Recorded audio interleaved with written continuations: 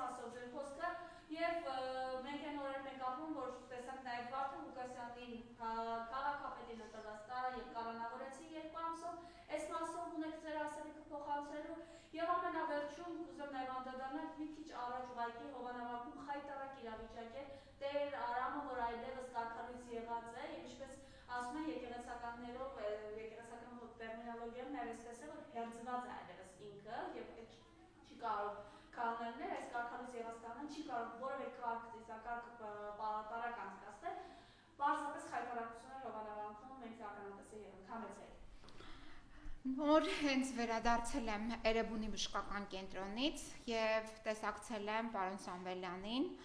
Նաև փոխանցեմ, որ պարոն Սամվելյանի առողջական վիճակը իմ կողմից բավականին դրական էր գնահատվում, որտեղ արտաքին տեսքը, խոսքը, քայլվածքը նույնիսկ քայլեց, նույնիսկ ինձ ասաց, ես ուզում եմ քեզ սուրճ հյուրասիրեմ, նույնիսկ հյուրասիրեց, միտք է հյուրասիրել, այսինքն այդքան լավ վիճակում էր նա գտնվում։ Ինչու էր քանի որ գտնվում էր բժիշկների մշտական վերահսկողության տակ 2 շաբթի օրվանից, գրեթե 2 շաբթի օրվանից, 2 շաբթի օրը, ուրեմն Մարդու իրավունքների եվրոպական դատարանը Կարեն Անդրեասյանին ծանուցել է իր կողմից ընդունված վճռի մասին։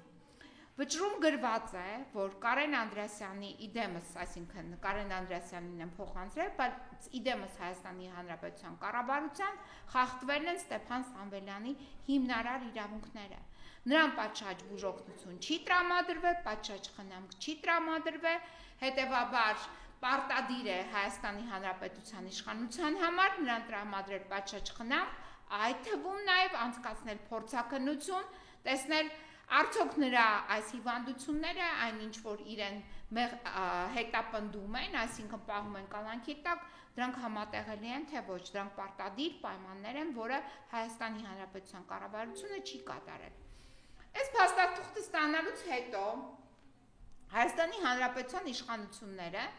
որոշում են էլի դիմել ինչ-որ աճպարարությամբ, արագորեն պարոն Ստեփան Սամվելյանին տեղափոխում են Գրիգոր Լուսավորիչ բժշկական կենտրոն, այնտեղ իրեն հետազոտում է նեֆրոլոգը եւ ասում է, որ արդեն ժամանակն է դիալիզի անցնելու համար, որից հետո տանում են Էրեբունի բժշկական կենտրոն եւ այնտեղ անմիջապես լցվում են գործի, սկսում են իրականացնել դատաբժշկական փորձաքննություն, որպիսի արդյունքներ ցույց տան, բայց արդեն ակնհայտ է, որ դատարանը որոշում է կայացրել, որով գրված է սևը սպիտակի վրա, որ Հայաստանի Հանրապետությունը խայտառակ խախտում է թույլ տվել մարդու հիմնարար իրավունքի վերաբերյալ, այսինքն մարդուն վերաբերվել են ոչ մարդկայնորեն, զրկել են նրան բժշկական օգնություն ստանալու իրավունքից, նաև զրկել են նրան մինչև այդ ամենը, նաև փորձաքննություն, ամենակարևորը նաև փորձաքննության հետ կապված հարցի լուծումից, այսինքն երբ արկա է փորձաքննության տվյալ, ապա մարդուն իրենք իրավունք չունեն պահել կալանքի տակ։ Հիմա այս երկու դեպքում, որ մարդը նման ծայրահեղ հիվանդ է, ոչ բուժօգնություն են տրամադրել, ոչ էլ նրան փորձաքննության են ենթարկել, որպեսզի ազատեն կալանքից։ Այս պայդրությամբ Հայաստանի Հանրապետության վերաբերյալ 2 միջանկյալ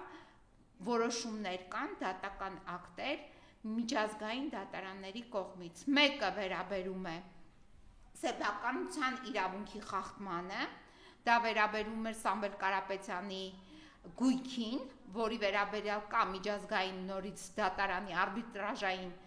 դատական ակտ, եւ այս արբիտրաժային դատական ակտի վերաբերյալ հայտարարվեց կառավարության կողմից, որ մենք պաշտոնապես հայտարարում ենք, որ այդ ակտը ըստ էության չեն կատարելու։ Նրանք ասացին, որ իրենք այդ ակտը իբրև պիտի չկատարեն։ Հիմա Կարեն Անդրեասյան այս պահի դրությամբ կա Մարդու իրավունքների եվրոպական դատարանի կողմից կայացված դատական ակտ։ Խնդրում եմ պարզաբանես այս ակտի վերաբերյալ ձեր դիրքորոշումը, ինչ եք անելու, այս պահի դրությամբ, այո,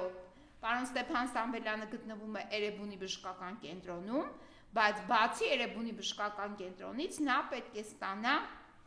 համապատասխան բուժօգնություն։ Ինձ պետք է դու բացատրես, ինձ եւ հանրությանը։ Այս որոշումից հետո պարոն Սամվելյանը որ բժշկական կենտրոնում պետք է ստանա համապատասխան բուժ օգնությունը, որը ցուցված է իրեն բժիշկների կողմից։ Հարց 1, որ բժշկական կենտրոնում պետք է նա ստանա։ Հարց 2, երբ է ավարտվելու դատաբժշկական փորձաքննությունը եւ երբ է տրվելու դատաբժշկական փորձաքննության վերաբերյալ համապատասխան եզրակացությունը։ Հարց 3, երբ եք նախաձեռնելու պարոն Ստեփան Սամվելյանի ազատ արձակումը։ Դուք Եվրոպական դատարանին գրել եք, որ արդյունավետ միջոցը Վերաքննիչ դատարան ներկայացվելիք բողոքն է։ Վերաքննիչ դատարան ներկայացվել է բողոք իմ կողմից եւ ամսի 30-ին Վերաքննիչ դատարանը պետք է որոշում կայացնի։ Պարոն Կարեն Անդրեասյան, այս դատական ակտը, որ դու ստացել ես, որի վերաբերյալ 2 ամիս նամակագրություն էիր վարում Եվրոպական դատարանի հետ, արդյոք փոխանցելու ես Վերաքննիչ դատարանի դատավոր Լուսինե թե Լիաննա Աբգարյանին, արդյոք դու փոխանցելու ես այդ դատական ակտը, որին դու 2 ամիս տենչում էիր, որպեսզի ամեն ինչ անեիր, որպեսզի այդպիսի դատական ակտ դու չստանայիր, բայց ստացել ես։ Հիմա այդ դատական ակտը, քանի որ դու նաև Մելիքյանից էիր, Վահագն Մելիքյանից էիր պահանջում փաստաթղթեր, հիմա այս փաստաթղթերը պահանջում էիր, ստացել էիր, ուղարկել էիր Եվրոպական դատարան, Եվրոպական դատարանի առջև ասում էիր, որ ամեն ինչ արվում է պարոն Ստեփան Սամվելյանի համար, բայց փաստը այն է, որ Ստեփան Սամվելյանի համար չեք արել։ Պարտականությունները ձեր չեք կատարել, ամեն ինչ չեք արել։ Նախնամքը պատշաճ կարգով չեք կազմակերպել, նրան պատշաճ կարգով բուժօգնություն չի տրամադրվել։ Հետևաբար, այս որոշումը, որը ստացել ես Եվրոպական դատարանի կողմից, Կարեն Անդրեասյան, կփոխանցես Լ. Աբգարյան Վերաքննիչ քրեական դատարանի դատավորին, ով էս վերջերս ուզում էր դառնալ Վճռաբեկ դատարանի անդամ, այդ տիկնոջը կփոխանցես, որպեսզի այդ տիկինը մինչև ամսի 30-ը իր որոշումը կայացնելը հետամուտ լինի նաև այդ դատական ակտի կատարմանը։ Այն, որ դուք այս ովքեր, որ այս ընթացքում կեղծ լուրեր եւ կեղծ տեղեկատվություն են փոխանցել մարդու իրավունքների Եվրոպական դատարանին, դրա համար էլ առանձին հաղորդում է պատրաստվում առերևույթ հանցանքների մասին, որը կներկայացվի իմ կողմից իրավապահ մարմիններին։ Սա այս 2 ամիսների ընթացքում իմ եւ հանրային լսարանի այն ջանքերի վերաբերյալ, որը մենք գործադրեցինք, որպեսզի Ստեփան Սամվելյանի առողջական վիճակը գոնե առնվազն մենք կարողանանք պահպանել, որպեսզի նա չզրկվի կյանքից։ Եվ ես որպես հաջողություն եմ արձանագրում այն, ինչ որ մենք արել ենք, այն բոլոր բողոքները, որ ներկայացվեցին իմ կողմից Եվրոպական դատարանին, այդ բողոքները, կներեք մի հատ էս հեռախոսազանգին պատասխանեմ, որտեղ Գրիգոր Լուսավորիչից են զանգահարում։ Այո, լսում եմ ձեզ։ Հա։ Դուք թողեք անվտանգության աշխատակիցների մոտ, ես լիազորագիրը ձեզ նաև ուղարկել եմ էլեկտրոնային փոստով։ Հա, ես որտեղ մոտենամ, որպեսզի առավոտը փոխանցեմ Էրեբունի հիվանդանոցին այդ փաստաթղթերը եւ էլեկտրոնային կրիչներն է կան, չէ՞, այդ ստենտավորման դիսկի։ Հա, ամբողջ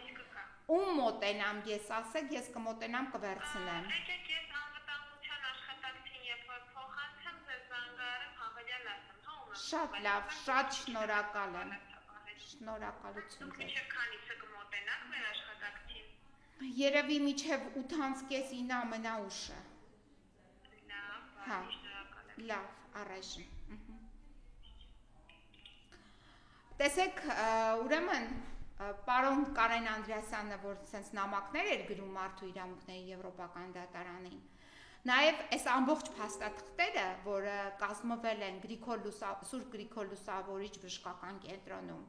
Իդեպ ես ընդեղի բժիշկներից շնորհակալություն եմ հայտնում, որովհետև բացի այն, որ պրոֆեսիոնալ բուժօգնություն էին տրամադրել, նաև փաստաթղթերի մեջ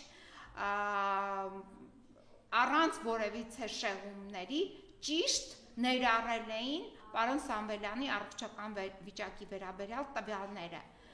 Այսինքն որևիցե բան չէին կեղծել, ինչ որ կար, դա ներառված էր։ Հիմա ինչ է տեղի ունենում, այս ներառված փաստաթղթերը, որը պետք է հասնեին, այդ թվում նաև ստենտավորման վերաբերյալ, այդ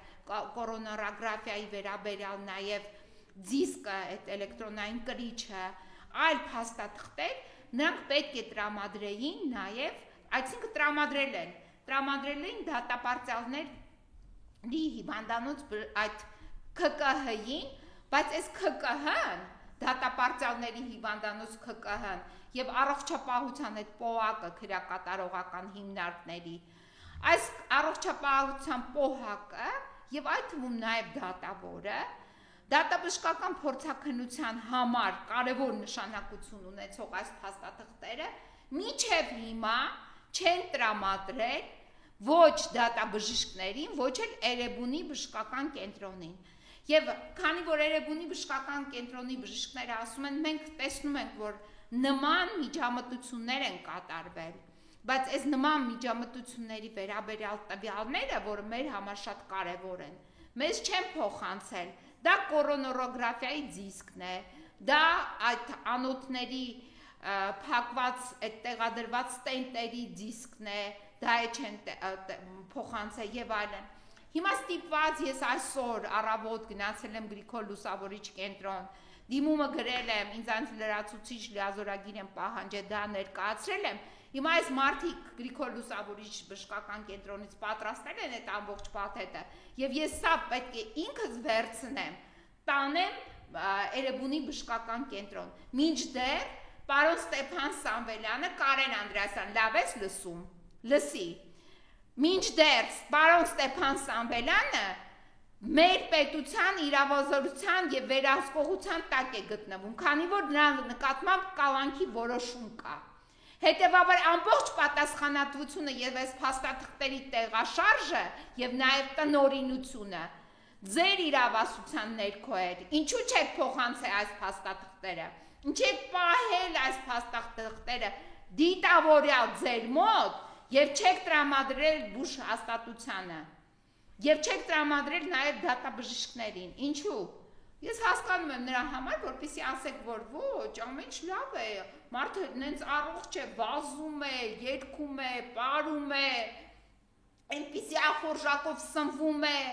5 աստղանի հյուրանոցում ապրում է, այնպիսի մի սնունդ ենք մենք իրեն տրամադրում, որ որևից հետեղ ինքը այսպիսի սնունդ չէր կարող ստանալ կամ օգտվել նման սնունդից, դրա համար եք պահել, բայց այնուամենայնիվ չկարծեք, որ նահանջողներ կան եւ մինչեւ վերջին պահը ցանկացած մարդ, ով մեղսակից է եղել պարոն Սամվելյանի առողջական վիճակի այսպիսի վատթարացմանը, նա պետք է կանչվի պատասխանատվության։ Հետամուտ ենք լինելու եւ ես եւ պարոն Սամվելյանը, եւ պարոն Սամվելյանը պետք է ունենա ավելի երկար կյանք, քան բոլոր նրանք, ովքեր այսպիսի ապօրինություններ թույլ տվեցին, եւ հենց ինքը իր կյանքի օրոք պետք է տեսնի այդ ապօրինությունների վերաբերյալ պատասխանատվության կանչված անձանց։ Վարդան Ղուկասյանի մասով ուզեմ խոսենք, ունենում, խնդրեմ։ Ուրեմն շատ անդուր մի երևույթի մենք հանդիպեցինք, հարգելի քաղաքացիներ, այդ անդուր երևույթը դուք տեսաք բոլորդ տեսաձայնագրությունների միջոցով, Գյումրի քաղաքապետարանում ոնց էր զորքը Երևանից բերված ինչ-որ ԱԱԾ եւ ոստիկանական զորքերը ներխուժել էին Գյումրիի քաղաքապետարան, Գյումրիի քաղաքապետարանի գույքը փչացրել էին, կոտրել, ջարդել, քաղաքապետարանի աշխատակիցների եւ քաղաքապետարանում գտնվող գյումրեցիների նկատմամբ կիրառել էին բռնություն, գործադրել էին բռնություն եւ նաեւ ընտրված քաղաքապետին առանց հիմքի տարբեր մեր որոշումներ է կայացվել ձերբակալություն իրականացնելու համար, ըստ էության առանց օրինական ձերբակալման հիմքերի, նրան այդտեղից առևանգել են եւ բերել են ուր Երևան, սկզբից հակակոռուպցիոն կոմիտե քննիչի մոտ, ապա տարել են հակակոռուպցիոն դատարան։ Ուրեմն տեսեք, որպեսզի մարդուն ձերբակալեն, կան դրա համար օրենքով նախատեսված հիմքեր։ Պարոն Ղուկասյանին ձերբակալելու համար, այդպես որ գային, վայրագ մտնեին, ջարդ ու խորթանեին, չգիտեմ ինչերով զբաղվեին եւ հետո հետնամուտքից կոտրեին դուռը, ապակիները, լուսամուտները կոտրեին եւ նրան առևանգեին, դրա հիմքերը գոյություն չի ունեցել։ Այդ հիմքերը կարող էին արկա լինել, եթե պարոն Ղուկասյանին օրինական կարգով ծանուցեին, նա չկար, ինչ որ դրա համար անհրաժեշտ լիներ զորք ուղարկել, բռնություն գործադրել, հետո առևանգել։ Այսինքն այս հիմքերը չեն եղել։ Ուրեմն Հայաստանի Հանրապետության գործող իշխանությունները, իդեմս գործադիր իշխանության, չարաշահելով իր իշխանությունը, այսինքն այդ լիազորությունները եւ պարտականությունները, կատարել են հատուկ օպերացիա եւ այսօրվա դրությամբ առանց ըստ էության զրկել են ընտրված քաղաքապետին քաղաքը ղեկավարելու հնարավորությունից։ Ինչ են արել։ Եկել են այդ վայրագներով, մտել են քաղաքապետարան, քաղաքապետարանում ջարդ ու խուրդ են կազմակերպել, մարդկանց են եւ բարոյապես եւ ֆիզիկապես վնասել եւ այդտեղից առևանգել են տարել են պարոն Ղուկասյանին։ Ուրեմն ինչ մեղադրանքի հիմքով են այս ամեն ինչը կազմակերպել։ Պարզվում է ոմն անց, ով ունի ինչ-որ ապօրինի կառուցապատում կատարվելու հետևանքով առաջացած ինչ-որ ապօրինի շինություն։ Այս անձը ցանկացել է մի վարքյան նորից Գրիգոր Լուսավորիչն է, մի վարքյան։ Այո, լսում եմ ձեզ։ Ասեք։ Սահակյան, ահա, շատ լավ։ Արայիկ։ Շնորհակալ եմ։ Լավ։ Ստեսություն։ Ուրեմն Սահակյան Արայիկի մոտ է անվտանգության, տեսեք ինչ բարեխիղճ մեզ պատասխանեցին։ Տեսեք ինչ է կատարվել։ Ոմն ինչ որ մեկը, ով ունի ապօրինի շինություն, ցանկանում է իր ապօրինի շինությունը օրինականացնել, ինչ որ տարիներ շարունակ գործընթացների մեջ է, այնքան վաղեմություն ունի, որ պարոն Ղուկասյանը այդ ժամանակ ոչ եղել է քաղաքապետ, այդ ընթացքում իր հետ որևիցե առնչություն չունեցող մի անձ ցուցմունք է տալիս, որ իբրև թե իրենից պահանջել են կաշառք եւ նա պատրաստվել է այդ կաշառքը տալ։ Ոչ կաշառքը կա, ոչ գումարը կա, ոչ տալ եւ վերցնելու կամ փոխանցելու ոչ մի բան չկա, պատրաստվում էր նա անել։ Հարց է տրվում քննիչի կողմից, դուք ճանաչում եք պարոն Վարդան Ղուկասյանին։ Ասում է ոչ, չեմ ճանաչում։ Իսկ դուք շփում ունեցել եք պարոն Վարդան Ղուկասյանի հետ։ Ասում է ոչ, չեմ ունեցել։ Ես իրեն ոչ ճանաչում եմ, ոչ է տեսել եմ, իրեն տեսել եմ միայն հեռուստացույցի էկրանից։ Սա այդ անձն է, ով ունի ինչ-որ ապօրինի շինություն, որ ուզեցել է օրինականացնի եւ ինչ-որ իրեն պատրաստվել է ինչ-որ մեկին կաշառք տալ։ Այս հիմքը մեկ։ Այսինքն մի հիմք ցուցմունք, որով ասվում է, որ ինքը պարոն Ղուկասյանին ոչ տեսել է, ոչ նա իրենից ինչ-որ բան է պահանջել, ոչ իրեն ճանաչում է, ոչ էլ ունեցել է որևիցե առնչություն։ Երկրորդ հիմքը դա ինչ-որ ձայնագրություններից սղագրություններ էր ներկայացվել դատարանին, դատական լսումների ժամանակ, սեղմագրված ինչ-որ խոսակցություններ։ Երբ պաշտպանական կողմը, ես եւ իմ գործընկերը պահանջեցինք այն ասում է ստուդիո, պաժալուստա, ցույց տվեք, այդ դրեք, լսենք, հեռուստացույցը կա, դատական նիստերի դահլիճում տեխնիկական հնարավորությունները կան, բերեք այդ տեսաձայնագրությունները կամ ձայնագրությունները, որոնք դուք ձեռք եք բերել, հիմա կասեմ այդ ձեռք բերելու նաև հիմքը որտեղ է, ինչ որ դատական ակտի հիման վրա։ Մենք բերեիք քննչական հատուկ քննչական չէ, հակակոռուպցիոն կոմիտեի քննիչներ, նախկինում էր հատուկ քննչական, հակակոռուպցիոն կոմիտեի քննիչներ, մենք բերեք այդ ձեր ձայնագրությունները, պահանջեցինք բերել, կտրականապես դեմ արտահայտվեցին ձայնագրություն ներկայացնել դատարանին։ Դատարանը եւ մենք, այդ թվում նաեւ Վարդան Ղուկասյանը, այդ թվում նաեւ քննիչները, այդ գիշերային դատալսումների ժամանակ որևիցե ձայնագրություն չի հետազոտվել, այսինքն դատարանին հասանելի չի եղել որևիցե ձայնագրություն, որը կարող է ձեռք բերված լինել, ինչ որ դատական ակտի հիման վրա, որ կատարվեր օպերատիվ հետախուզական միջոցառում, ներքին դիտում, արտաքին դիտում, հեռախոսազանգերի վերահսկում եւ այլն, ոչ մի ձայնագրություն չի հետազոտվել։ Դատարանին ոչ մի ձայնագրություն չի տրամադրվել։ Այստեղ, այսինքն հավաքել են, սեղմագրել են, ինչ որ բաներ կտրել են, կարել են, դրել են եւ այլն,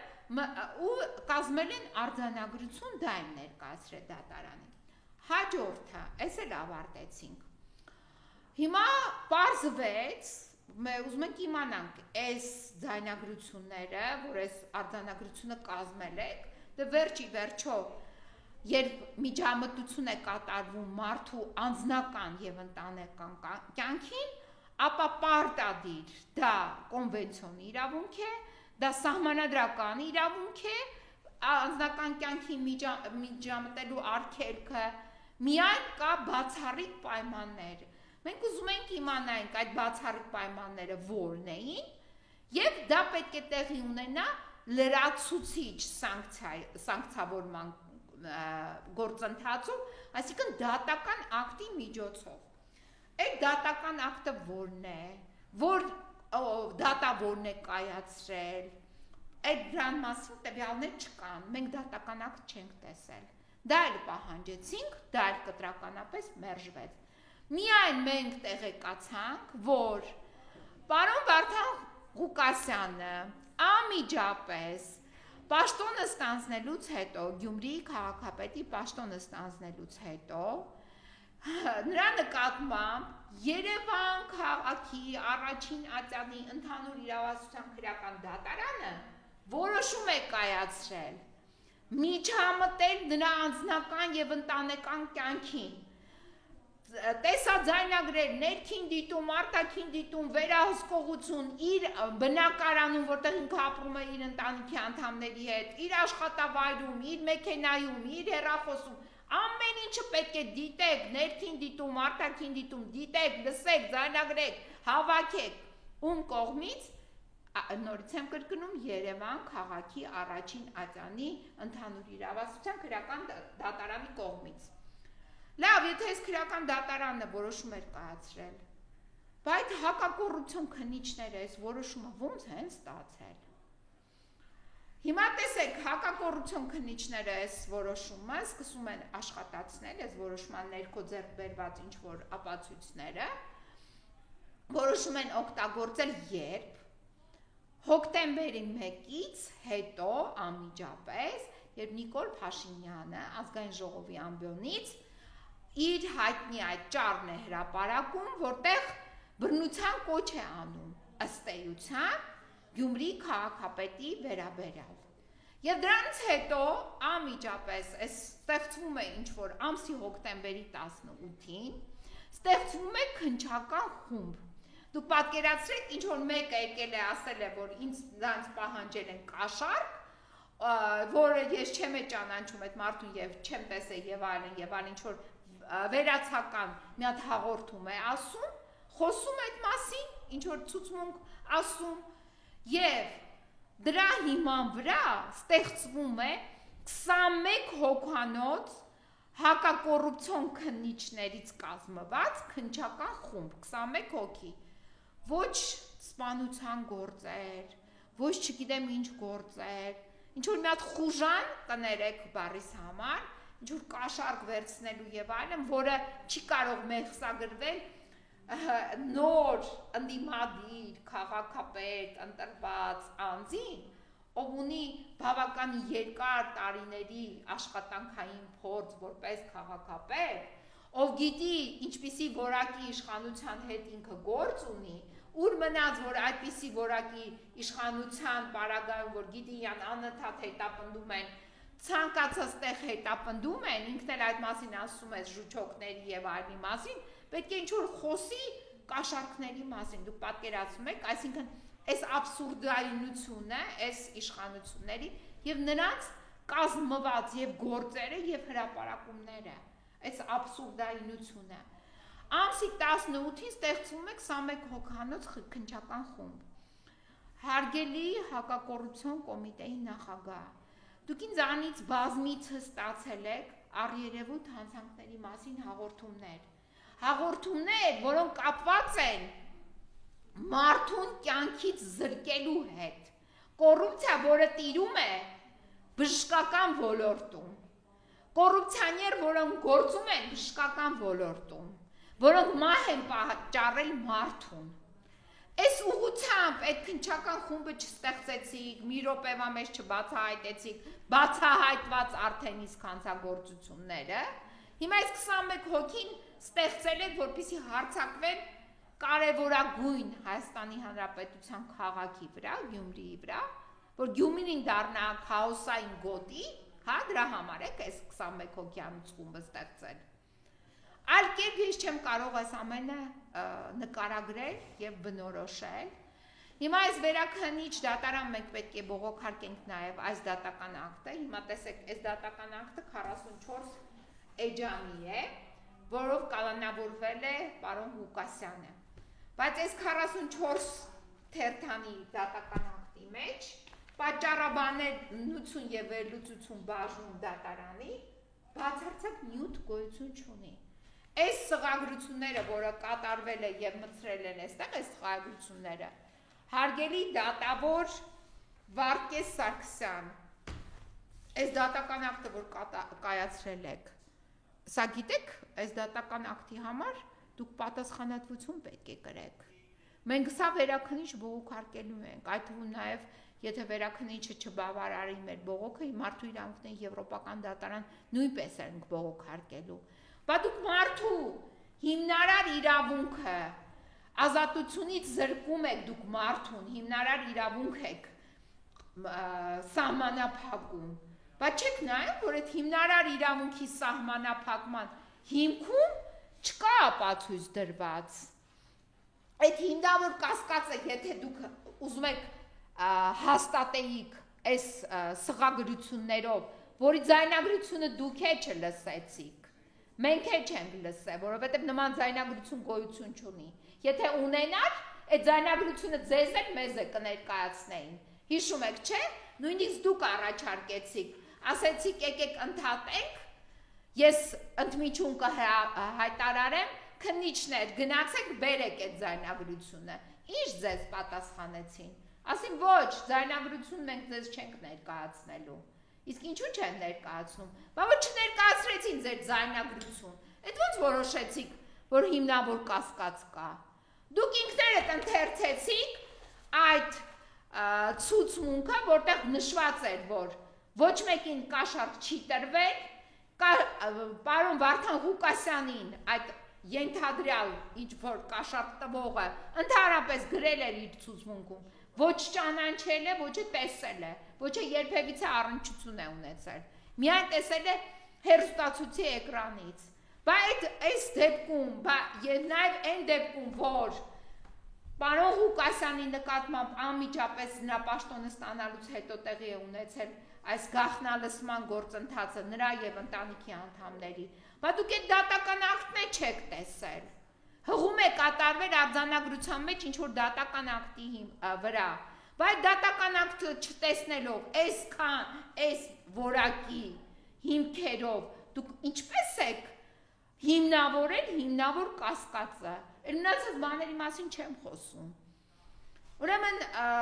որևիցե կերպ այդ մարդը Պարոն Ղուկասյանը պետք է իր պաշտոնում գտնվեր եւ կատարեր աշխատանքը, դուր պետք է փախներ,